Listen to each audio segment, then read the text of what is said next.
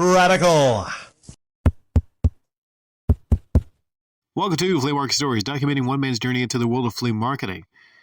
Today we're going to talk about two different lots. This is a tale of two lots. Same person that usually brings me lots. I buy things from him.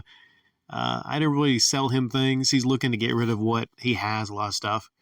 Same guy that I usually get a lot of DVD lots from, but now I have overabundance of DVDs.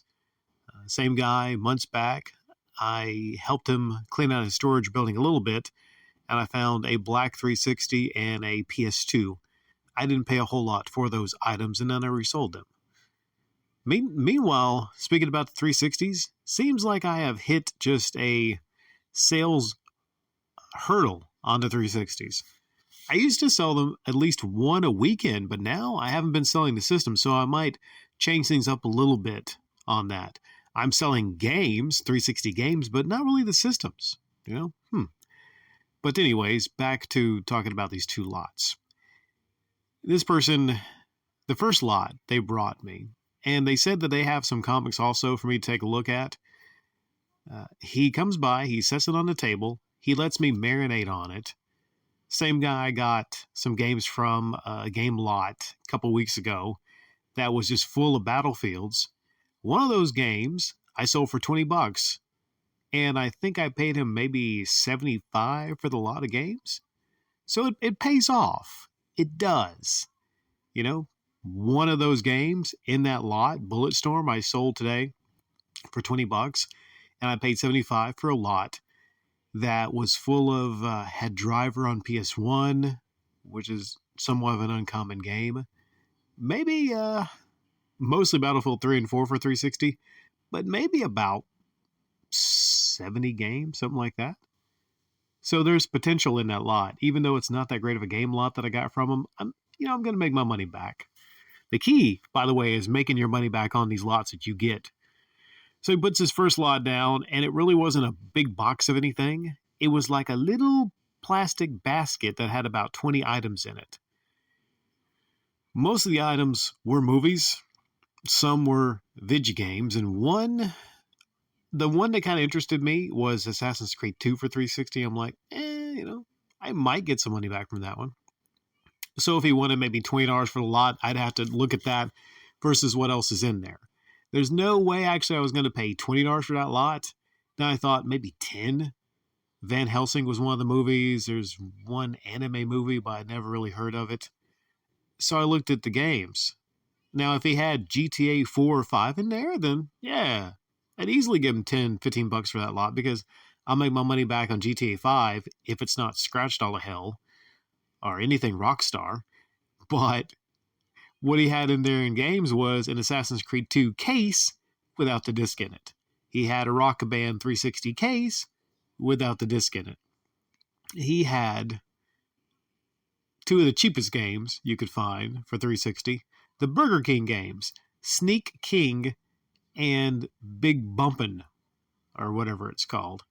Those two I took out, I tested. Well, those two work. And then I think that was all No, there was one more 360 game, but it was an OXM disc. One of the freebies that came in the old magazines. But it looked scratched. I didn't even try to test it out. And then the one thing that kind of interested me in there, other than the Assassin's Creed 2, was a PC game, Knights of the Old Republic, the first one. And I was like, hey, okay. Yeah, I used to have this on PC. So, I might pick it up, install it, play some. That's one of my favorite Star Wars games, is the first KOTOR. But it didn't have the first disc in it. It was actually like a playtime learning disc, but it had disc 2 and 3. So essentially what it is just extra stuff, cases without disc, scratched disc, cheap stuff like the Burger King stuff. And honestly, I was going to tell him it really wasn't worth anything to me, but I'll trade him. This is my new strategy, is to have a counter offer. He brings me a box of stuff. I have a box of stuff ready for him, stuff that I don't normally sell there, stuff that I can't sell. And my counter offer to him for that box was a different box. And it had, what did it have in it? four Hot Wheels, because I really want to sell Hot Wheels there. 4 Hot Wheels. I had stickers on them $1 each, so I'm sure he'll sell those. Pro Speed Compound, the McGuire stuff. I got that because it's like a cutting compound, but it's really not good for, at least in my applications, good for cleaning off disc. I use Plastic X, and then I buff my disc out. And I can't really, maybe I could try to return it, but I'm not really going to return that to the hardware store. But it was like $30, like $30. So I told him, hey, it's practically brand new. That's $30. A power drill. I don't really sell tools, but so he made out good with that lot he gave me. I just didn't want to give him any greenbacks. I didn't want to give him any money for that. It's just, like I said, that stuff that I don't really specialize in selling because I'm a media store. Games, movies, CDs, books. That's me. That's what I mostly sell. Occasionally, like Funko Pops, if I sell them for a buddy or something like that, or little figurines, So he took that offer, but he stressed that, he would rather have, greenbacks. I'm like, yeah, me too. But no hostility or whatnot. No hostility. Okay. But then he brings me something very nice. A lot of things that are very, very, very nice. Now, a lot of you are not into collecting comics or don't know much about comics, don't follow comics or anything. You don't collect comics. I used to have a pretty cool comic collection, but I sold it off. I had some nice books. Too. But imagine, like, if somebody brings you a box full of Super Nintendo games, like here in 2023, like a box chock full of Super NES or NES, right? You'd be going wild. You'd be going nuts. You'd be looking through there like, man, this guy probably don't know what he has, and then I'm gonna make an offer for it or ask him what he'd like for it. And I felt the same way about this box of a lot of comics. Now, there's not anything from the 60s or 70s, no old stuff, old Marvel, old DC, but it was mostly from the 90s period. And some of you might say, well, those 90 comics are not worth anything. Well, there were lots of Batmans in there. The Nightfall series, back Night Quest, back Key Books, when Bane broke Batman's back. Not that book specifically, but a lot of the books that led up to it. Superman, it was in there. A lot of Green Lanterns, a lot of Flashes. I've always been more a Marvel guy. And there was a ton of X-Men from the X-Men series, Jim Lee. There was a lot of Uncanny X-Men. There was, I think, a Cable in there, a Cable #1, I want to say, maybe. Executioner's Song, a lot of stuff from the 90s, mid-90s. There was a lot of Spider-Man. Ton of Spider-Man 2099 #1, even, I believe. I mean, for what it was, am I holding the mic at a different? Sorry, I shifted. If my audio kind of cut out there a little bit, it's because I was holding my mic at the top. The old phone had the mic on the top, not the bottom. Let's see what else was in there. There was some Robin, the Robin miniseries. I'm forgetting a lot that was in there. X Factor, Excalibur, like a lot of X stuff. I don't know. Do I have it nearby? No, I do not, sadly. But let's just say that it was a lot of good stuff. A lot of good stuff. And I counted the books in there. Almost 150. Almost 150 books in there. Now, most of them were loose. Not in the bags. There were some in bags. But that didn't change my mind on it. It was a damn good lot. Because I was expecting maybe like some off-branded books, some Valiant stuff, some Malibu. Those would be the equivalent of, Burger King, Sneak King, or like really cheap games or whatnot, or like maybe older sports titles that aren't NCAA. But it was pure solid, pure solid stuff in there. So then I'm sitting with the books, and there's a person that came by that I usually sell the comics to, specific comics. Oh, there's some Venoms in there also. And I was quick to cover the top of the box before he saw them. Because you see, I didn't want him to see that I had all those in there, because I want to segment them out and price them proper and then present them in a certain way to him. Because if he knows I have all of those and he'll try to make me an offer for a lot of them, then we're back at square one, you know? So I was thinking, right, does this person have an idea of what they want for them? They didn't mention what they paid for them.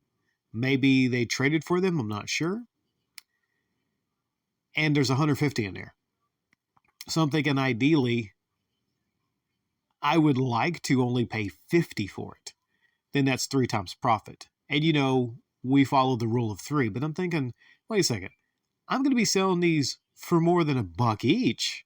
Some of those maybe top out at 5, 6, maybe 1 or 2 might be $10 each if they're hardcover or softcover novels and whatnot. I don't try to go over the $5 price point on comics. I don't, because it is the flea market. So if I pay $1 a book, then I'm still making 3-4 times profit on what I'm going to sell them. That is if they all sell, which I think a lot of those, like I said, X-Men, Spider-Man, Batman, those will sell eventually, because those are like the top tier superheroes. You could throw Hulk in there, maybe Captain America, Iron Man, stuff like that. So I come up with the amount of 70. Not 150, not 50, okay, 70, about somewhere half there. And then I have this toy that I acquired in a trade. Not a trade, but last week I paid $60. Did I mention the GameCube games I got? Okay, I paid $60 for those GameCube games and some other games, Blood Rain on PS2, and then the original Xbox. So I figure I'm going to take something that I got in that trade, sweeten the pot a little bit, and it's a toy. And this guy sells toys. He sells Hot Wheels and stuff. So I said, you can probably sell this for $5.10. It's like a little mini drone. You ever seen those like little mini drones with the helicopter top on it? It goes up to 15 feet. Not very high. But he took it. I walked over and I told him, like, you know, it's some nice stuff in there. I'd like to offer you 70 in cash for that. Now, here's the weird thing that shocked me. The weird thing was I was expecting him to maybe want at least 80. I don't know how high I would have went on those books. Some of those books are books I would actually like to read. And I said to myself, damn, these are pretty nice books. I come across things and I go like, okay, I forget that I'm a salesperson for a second. I go, I'd like to have some of these in my collection. I go through CDs sometimes. I'm like, damn, I'm going to pull this out. This is something I want to have in my personal collection. And then if I get a second one, I'll sell it. He seemed a little shocked that I was offering 70.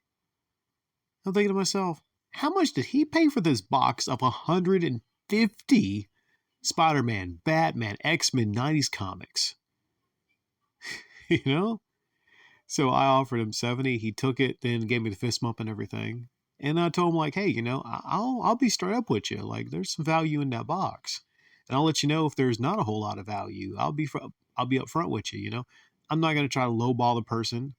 I'm not a person that's going to be like a Phoenix resale guy. I'm going to be fair. He did ask me how much he thinks I'm going to get.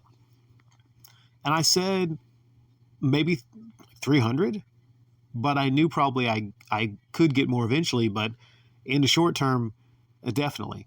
Now, I sold 2 of those books, and I could have sold them for $5 each, but I gave somebody the new acquisition special, which is a special you offer to people if you just get something in and you haven't went through it, priced it and whatnot. I like to do that occasionally. And it was 2 Superman, book 1 and book 2, The Huntress, Superman the Huntress. And at first he was going to buy 1 book for $5. Now, think about that for a second. That was just 1 book out of there. A guy that came by, saw it in a big box, big fan of Superman. He was willing to pay $5 for one of those books in a lot that I got for only $70. And I threw in book. He had book 2. I threw in book 1 because I found book 1 also. I think it was just book 1 and 2. So the potential for making money on that is very, very, very high, I believe. I mean, I might have $500,000 in that $70 investment. That's nice. It's nice. So talking about the Xbox from that one lot, and I'll keep this brief. There's a guy that came by, and I was kind of dreading seeing this one guy because I had promised him to buy 2 of his 360s. He had one that was at E, and one that was a Modern Warfare 3 Special Edition. And, that was worth a little bit more. But to me, selling them there, I don't know, flea market, if it was like a PS4 Special Edition, maybe. But because in the Xbox 360, I'm learning that people, they generally don't want to pay a whole lot for the 360 itself right now. Just because it's an older console. But not the flea market where it's, I don't know, it's just things are a little different there than they are maybe in a game store. Now, if you had a rare 360, one of the rare ones at a dedicated video game store, you'd have a lot of dedicated video game people going there. But he asked me if I had an Xbox original green dot. A lot of people call it the green dot, right? Because you can't just call it an Xbox One, because there is an Xbox One now. I said I do. I don't have the power cord. I haven't tested it. But I do have some controllers. Now, he said he would take it, clean it out for me, and then bring it back. And, I said, well, maybe it's something I could do a trade for you for doing that. What I'm probably going to do is, just to be nice, because that was part of a lot I got for $60. Even if the guy doesn't bring back the power cable, which he saw as a power cord, if this guy goes out and he buys a power cord for it, I might just say, hey, man, that's on the house. It's on the house. Wouldn't that be nice? Wouldn't it be nice? Or I might pay him double what he paid for that power cord once he tells me that to get it back and to resell. Now, why wouldn't I take that back if he fixed it? An Xbox original? We'll just call it the Xbox original. Because to be honest, I don't see a lot of Xbox games, me making money off the original Xbox games. Not a lot of people ask for, do you have any original Xbox games? In fact, I think only 1 or 2 in the past half year have asked me if I have any Xbox original games. But take a guess how often I get asked if I have PS2 games, which is from that generation. Take a guess how many people ask me for GameCube games, which is from that same generation. Seems like the first Xbox doesn't get a whole lot of love. And my theory is because versus Sony and Nintendo, Xbox is not seen as a brand that is more synonymous with gaming as the PlayStation, Nintendo, and Sega. That's just my thought on it, and I might be wrong on that. I mean, am I wrong on that? And some people prefer Xbox, but it's not held, I think, in as high as regard as maybe PlayStation and Nintendo as just brands, and Sega, I would say. What else for the day, just to kind of throw it in? It was a lot colder than I thought it would be, and I was expecting 60s and sunny. It was sunny, but where I am under the building, it was still cold, still had to wear a jacket. It did not stop. A couple nice sets of cleavage I did see. Some days you look over your table and you see a nice set and they're bent over looking at some stuff. And I'm like, you know what? This was worth me coming out today. A wonderful set. Like a beautiful set. I mean, not a single set. She was with somebody, I believe. But she came over and she gave me a show. And yeah, that's it was nice. And let's see what else. Somebody was giving away puppies. That has nothing to do with anything I talked about earlier. Just something I remember. One more thing. The green dot guy, the guy that said he would take the Xbox home, the guy that I'm glad that, he sold the Xbox 360. So I mentioned that right. I'm very glad that he sold those and I didn't have to buy those, because last thing I want to do is buy more 360s right now. Now that my 360 sales have slowed down, he gives weird vibes. I'm sure he's harmless, but he just gives weird vibes, and he doesn't know when to leave the table. Maybe he seems like the guy that doesn't have a whole lot of friends. And then I got him to keep singing the Daytona. And he mentioned that he had a Sega Saturn once. He got it for not a whole lot, but he sold the Sega Saturn with, I think, Daytona for a good bit of money. I'm like, that don't surprise me. It's hard to find Saturn stuff now. And he kept talking about that. He likes racing games. I mean, he's okay. He's an okay guy. He is. Not the kind of person I would like drive around in the car with me, because there's still like some things like a little off upstairs. I don't know if it's like the little off that he might snap and get angry or something like that. Probably not. But you ever met someone like that? Seems harmless, but you're like, still probably wouldn't drive around the car with me. He might have been hinting that he didn't live that far away. He mentioned that a couple times. And then I went to get some gas at the gas station that's somewhat nearby.